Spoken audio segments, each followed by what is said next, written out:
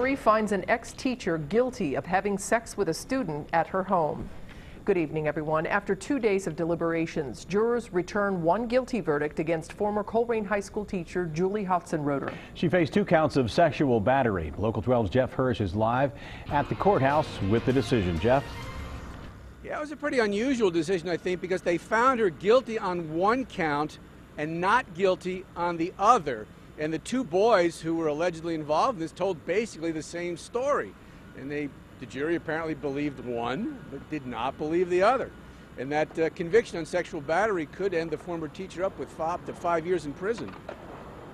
Parents don't send their kids to school for this type of nonsense. It's just total and complete irresponsible nonsense. Former Colerain High School teacher Julie Hautzenroeder is now a convicted sex offender, although the split verdict was a bit unexpected. There's a judgment of guilty on count 1, which is a felony of the 3rd degree, and there's a judgment of acquittal on the 2nd count.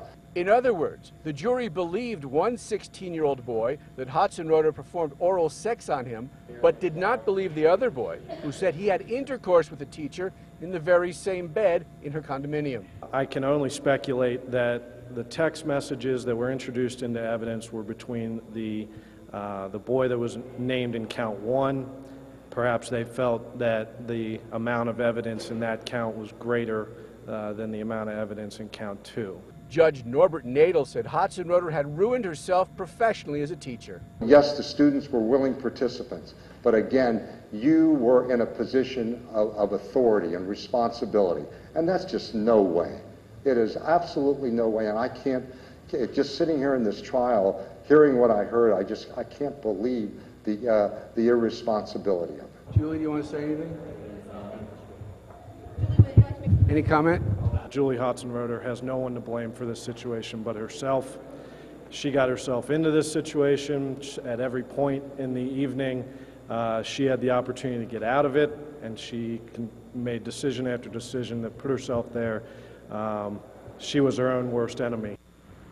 Hautzenroeder remains free on bond until she's sentenced December 11th. Now, as for that split verdict, you heard the prosecutor talk about those text messages, and I think those text messages were very harmful for Julie Hautzenroeder because they were text messages between her and that first boy who had the guilty count associated with him, where they discussed oral sex, and her response in court to that was, well, I'm a science teacher, I'm a scientist, you know, and I would always discuss things with students if they wanted to, and I just don't think the jury bought that one.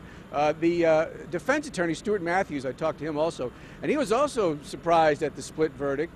He said maybe it was a compromise, or maybe the jury didn't like anybody, and so they thought they would punish her with one guilty and sort of punish the boys by they didn't believe everything. But you know, we haven't talked to the jurors and neither of the lawyers, but you know, that's sort of an observation from having sat through this. Live at the courthouse, Jeff Hirsch, Local 12 News. Jeff, thanks very much. Hautzenroeder was put on administrative leave after the allegations surfaced and later resigned.